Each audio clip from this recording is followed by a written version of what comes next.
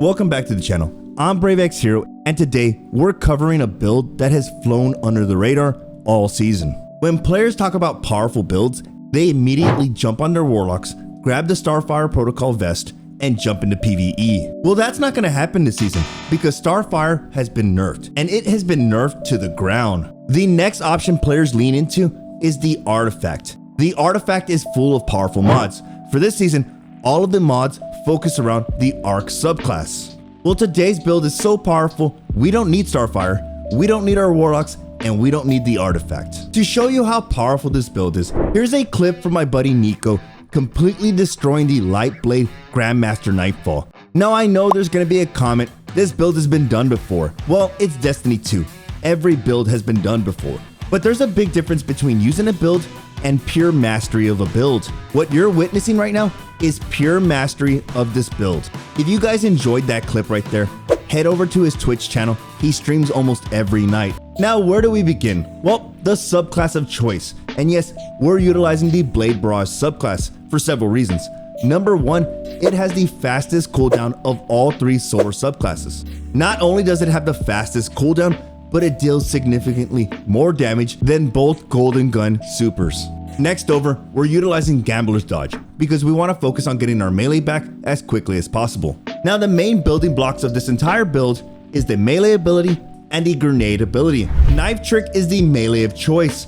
This is going to allow us to scorch our enemies, thus allowing us to take full advantage of our aspects and our fragments. Next over, the only option is the Trip Mine Grenade. This is going to allow us to synergize with our exotic of choice. Next over, we have our aspects. Number one, the On Your Mark aspect. We're using this one for one specific reason.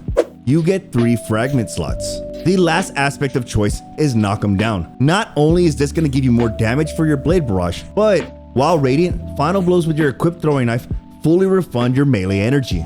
Now, with both of those aspects, this gives us 5 fragment slots. Number one, which is very important to use, Ember of Singeing. Your class ability recharges faster when you scorch targets. Now, how are we scorching targets? Well, it's simple. Our melee ability and our grenade ability both apply scorch stacks. Next over, another important fragment, Ember of Torches. Powered melee attacks against combatants make you and nearby allies radiant. The reason Ember of Torches is necessary is because we want to take full advantage of the aspect Knock 'em Down. Ember of Torches is going to make us radiant, thus activating the second perk to Knock 'em Down, which is going to grant us a full throwing knife. Our aspects and fragments thus far are the main building blocks of the entire build.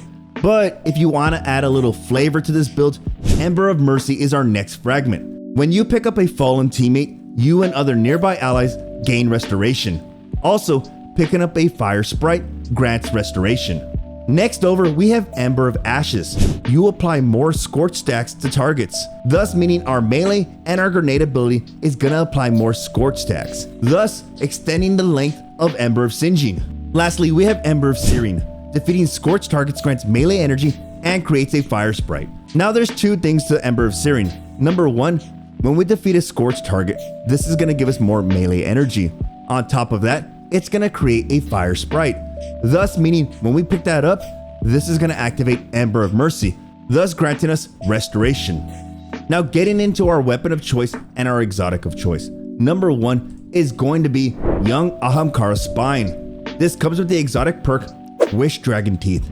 Increases Trip Mine Grenade duration and blast radius. Ability damage grants Trip Mine Grenade energy. To break down this exotic even further, this exotic has fastball built into it. On top of that, your trip mines last 30 seconds longer. Also, solar ability damage recharges 33% of the Trip Mine Grenade ability. Keep in mind that Trip Mine and Knife Trick hits count as 2 instances of the solar ability damage if the target survives. Now, getting into the weapon of choice, it's going to be the rocket launcher. If you're wondering how Nico was able to deal a massive amount of damage, it's because of his rocket launcher. It came with the perk Demolitionist. Kills with this weapon generate grenade energy. Activating your grenade ability reloads this weapon from reserves. As for your primary and secondary, it all depends on whatever activity you're jumping into. Sometimes you might use Arbalest, sometimes you might use Witherhoard. Now, before we get into the gameplay loop, let me quickly cover the mods. For the helmet, we're utilizing 1 mobility mod, 2 heavy ammo finder mods, and 1 heavy ammo scout. Next, over on our gauntlets, 1 mobility mod, 1 bolstering detonation mod, 1 focusing strike, and 1 heavy-handed. Next, over on our chest piece, 1 mobility mod, 1 concussive dampener mod, 1 arc resistance, and 1 void reserves. On our leg armor, we have 1 mobility mod, 1 recuperation mod, 1 void weapon surge, and lastly, a void scavenger mod. On our cloak, we have 1 discipline mod, 1 bomber mod, 1 powerful attraction mod, and 1 time dilation. Now the gameplay loop is super simple. To start this gameplay loop, you want to begin by throwing your grenade. This is going to cause damage to the enemy, and by causing damage, this is going to activate Young Ahamkara Spine, granting us a little bit of grenade energy. Also, since we are applying scorch stacks, this is going to activate Ember of Singeing, giving us a faster class ability cooldown since we're applying scorch stacks. Now at this time, we're not going to have a full grenade, but by activating our melee, we're going to apply more scorch stacks. And keep in mind that your melee is also solar ability damage, meaning it's going to charge your grenade much faster.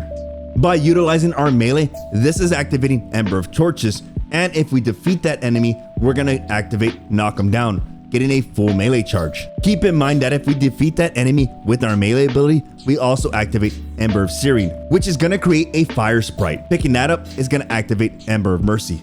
But let's say we didn't get a kill and we don't have a melee charge anymore. That's okay, we've caused enough damage to have a full grenade. At this moment, you want to toss your grenade.